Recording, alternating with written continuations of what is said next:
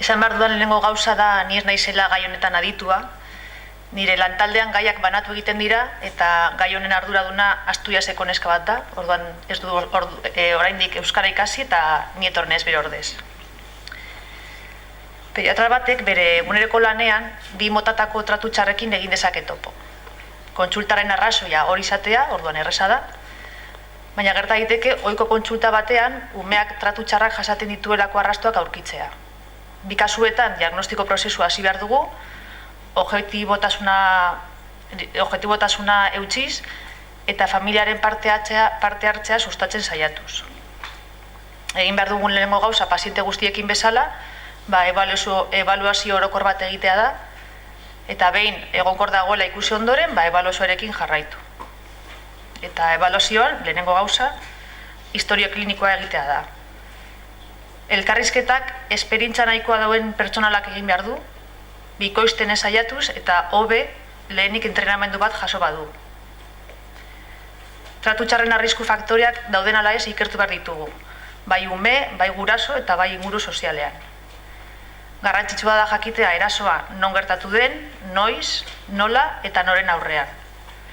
Ikusi behar dugu historiak funtsa duen ala ez, eta hasierako elkarrizketak familiarekin eta umearekin egingo ditugu, baina gero, baimen askatu behar diogu familiari umearekin elkarrizketa pribatu bat egiteko.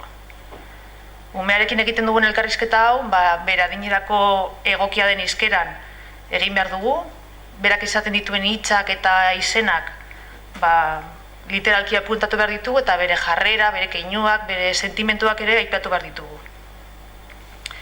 Eta historia kliniko horretan badaude bandera gorri batzuk edo seinale batzuk erne jarri behar gaituztenak. Adibidez, atzerapena dagoenan laguntza eskarean. Ume batek 3. mailako erredura bat jaseten badu eta 2 egun barru oraindik ez badu ezer eskatu, ez bada pediatrara joan edo larrialdi zerbitzura, hori arreta seinale bat izan behar da. Azalpen bat izan dezake, baina gutxienez arraroa da. Gero azalpen falta dagoenean lesio batengan edo zehaztu gabeko lesioak dituztenean. Lesio bat agertzen denean, baina lesio hori edo umearen garapen psikomotorarekin ez badauka zerikusirik. Adibidez, 3 hilabetetako ume bat ez da eskaileraren ertzera helduko bera bakarrik. Orduan, erori egiten bada norbaitek hor jarri du edo norbaiti erori egin zaio. Gero historiaren aldaketak baldin badaude, edo elkarrizketak egiten baditugu ama edo aitari eta bertsio desberdinak baldin badaude. Gero, esan bezala, elkarrizketa pribatu egin behar diogu umeari eta gurasoek ezetza esaten badute, horrek ere seinale bat jarri behar du gure aurrean. Gero, zeharkako adizgarriak ere aurki ditzakegu edo historian ikusten baldin badugu, ume horrek lesio ugari dituela edo istrupu ugari. Historia klinikoa egin ondoren, miaketa fisikoa egin behar dugu. Beharrezkoak ez diren miaketak ekidin behar dira. Eta gero, aurkitzen ditugun datuak, historiarekin eta bere garapen psikomotorrarekin zer ikusirik duten ala ez ikusi behar dugu. Ikusi behar dugu itxura orokorra, zerelako garbitasuna, arropa, nutrizio egoera duen, gero azaletan mukosen azterketa egin behar da, eta zehazki deskribatu behar dira lesioak, neurria, kolorea, eta aldizan ez gero argazkiak egin. Argazkiak egiten baditugu, sentimetro bat jarri behar da alboan, erreferentzi moduan. Miaketa muskuloeskeletikoan bilatuko dugu ezurren deformidadeak dauden ala ez, eta ezurren haustura berriak edo zaharrak dauden ala ez ikusi behar ditugu. Miaketa neurologikoan ia fokalitatea dagoen ala ez, eta gero garapen psikomotorren atzerapenik ikusten dugun. Miaketa abdominalean kontuan izan askotan erraien lesioak egon daitezkela azalean guk ezer ikusi barik. Eta ez ahaztu miaketa genitala eta auskialdekoa ere egin behar dugula. Hemen ere bandera gorri batzuk daude. Adibidez, zainketa minimoen falta, ubelduren kasuan, ubeldura hauek zigortokietan agertzen direnean. Ubeldurak oso maiz agertzen dira, baina traumatismorako ohikoak diren lekuetan, ez zigortokietan. Hemen ikusten dituzue zigortoki batzuk, eta gero ikusiko ditugu argazki batzuk. Ubeldura horrek itxura geometrikoa daukanean, objektu baten itxura ikusten dugunean hor ubelduran, edo petekiak dituztenan alboan. Hemen lehenengo argazkian, goiko eskerraldean ikusten ditugu ubeldurak hanketan oso maiz agertzen dira, baina ez toki horretan. Maizenak aurrean, hori espinilla aldean, baina atxekaldean arraroak dira. Eta beste bi argazkietan badirudi itxura hori gerriko baten itxura daukala. Bai sorbaldakoa eta bai besokoa. Orduan horrek erne jarri bar gaitu. Oskaden kasuan, guk ikusten baditugu letaginen arteko distantzia 3 zentimetro baino gehiagokoa dela, horrek esan nahi du heldu batek egin duela, oskada ez, ume batek. Erreduren kasuan, erredurak ertz garbiak dituenean, sakontasun homogenoa, eskularro galtzer ditxura edo kasket itxura, zipristen lesioak izipa ditugu ikusten, toki estalitan agertzen direnean edo morfologia konkretu bat duetenean, horik erre alerta jarri bar gaitu. Hemen ikusten ditugu argazkietan, hori, galtzerdi eskularru erredura horiek, gero sentimetroaren asuntorena. Ezin dugu argazki bat egin erreferentzi barik gabe. Hemen badirudi hori zigarrilloaren itxura daukala, baina, klaro, tamaina ikusi behar dugu. Eta bekoan, hori, plantxaren itxura oso erraza ikusten da. Gero, evoluzio fase ezberdineko lesioak daudenean. Esaten badizute, behin erre dala, eta ikusten badituzu, erredurak fase ezberdinetan, edo beldurak kolore desberdinekoak, egun desberdinekoak izango dira.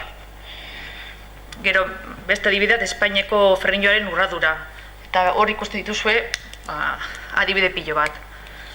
Zer esan nahi dut horrekin, edozein gauza izan daitekela maltratu bat, tratu txar bat, baina, bueno, gutxienez, gu ez gara epaiak, guk ez dugu esan hori tratu txarra denik, baina gutxienez, seinalea altxatuko dugu. Gero, historia klinikoa eta miaketa fisikoa egin ondoren, miaketa osagarriak egingo ditugu. Ez kasu guztietan eta ez guztiak kasu guztietan. Batzuk odoletan egingo dira, besteak gernuan, erradiografiak, begi ondoa. Radiografiaren kasuan, noiz egingo ditugu.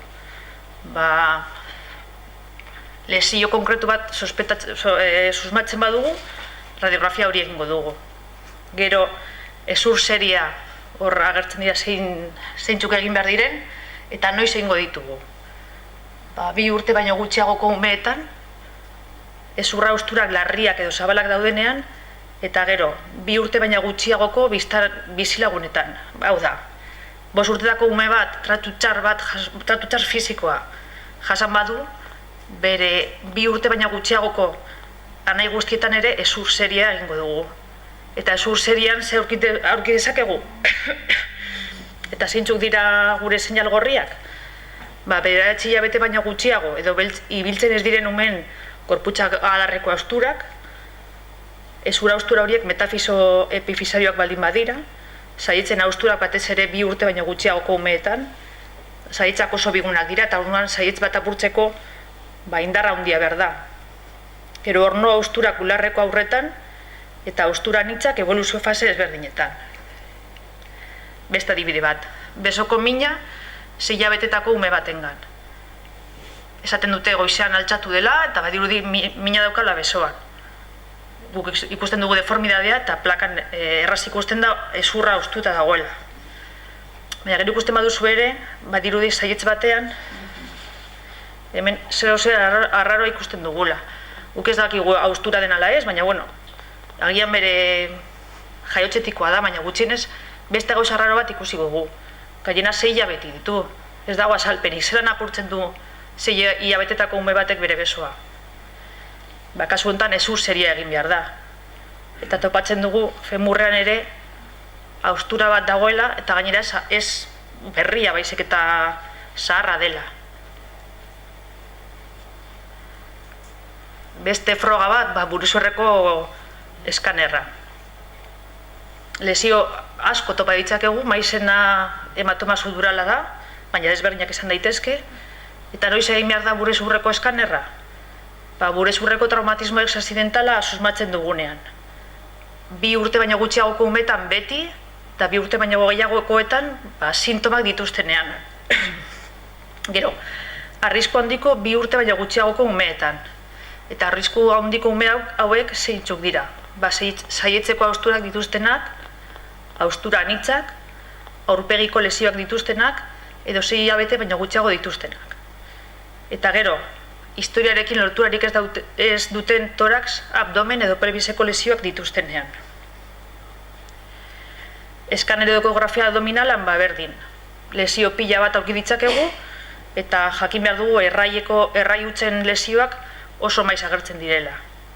Eta egingo ditugu, abdomen pelbiseko lesioak susmatzen ditugunean.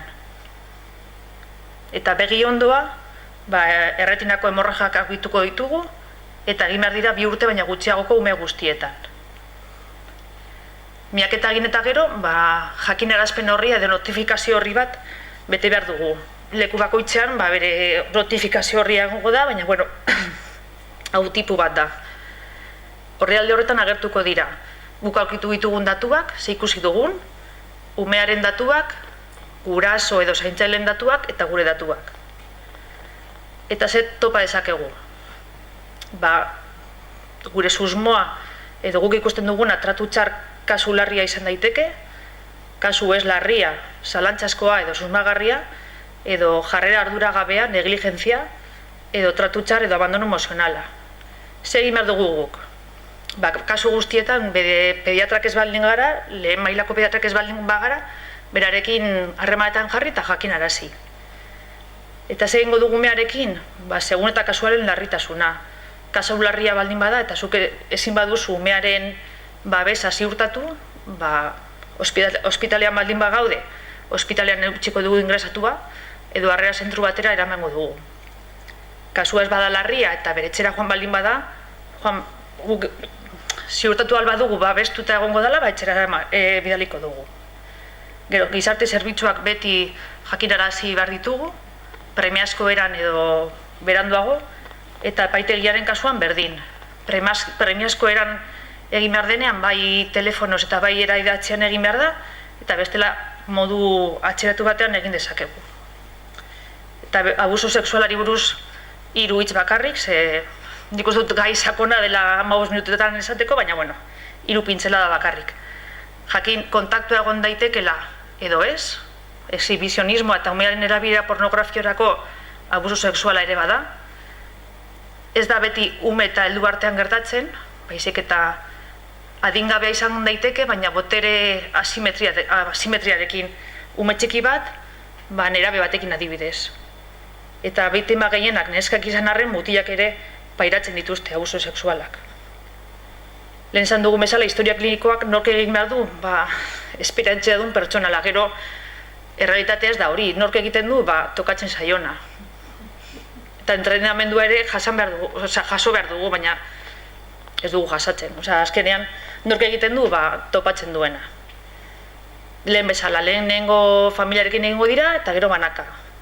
Familiari galetu behar digu ze aurrekari pertsonalak dituen umeak, bere historia ginekologikoa, familia eta sozial aurrekariak ere galdetu behar dira, eta aldaketarik egon den bere portaeran, bere jokabidean. Umearen elkarrizketan galderak irekiak izan behar dira, bere adinerako egokia den izkeran, eta izan ez gero marrazki edo panpinak erabiliz. Eta jakin behar dugu ze abusu mota jasa duen, noiztik, azkeneko erasoa noiz izan den, eta nor da erasotzailea. Lehen bezala, zeintzuk dira gure bandera gorriak edo seinaleak, aldaketak kaka edo genura egiteko moduan, enkopresia edo nuresia. Loaren arazoak agertzen direnean, portaeraren aldaketak. Eta jakin behar da, historiak balio gehiago daukala ume txikitan, 5 urte baino gutxiagoko umeetan, eta historia sinesgarria baldin bada eta bera adinerako normalak diren ezagunen arabera. Gero miaketa fisikoa egin behar dugu, jakinez, 80% normala izango dela. Miaketa fisiko hau forensearen aurrean egin behar da, eta aholku ginekologikoa eskatzea ondo dago. Miaketa egin aurretik azaldu egin behar zaio umeari, eta ezin dugu behartu, eta askotan sedazioa beharko dugu miaketa sakon bat egiteko. Miaketa orokorra egin behar da, eta gero arreta handia jarri aktibitate sexualean parte hartzen duten areetan. Argazkiak egin behar ditugu, eta gure seinale gorriak edo bandera gorriak, hoan ikusten baitugu hematomak, petekiak aho zabaian, frenilloaren urradurak, eta genitaletan, edo zin aldaketa. hematomak, urradurak, orbainak, himenaren aldaketak, urkilaren aldaketak, eta gertzen baldin badira besikulak edo garatxoak, berruga genitalak. Uzki aldean, argazkiak oso evidenteak dira, baina esan dugun bezala 80% normala izango da, edo zein aldaketa egon daiteke. Miaketa osagarriak garrantzitsuna jakitea mediku forenseak egingo dituela. Berak egingo ditu kultiboak hartuko ditu eta berak gordeko ditu.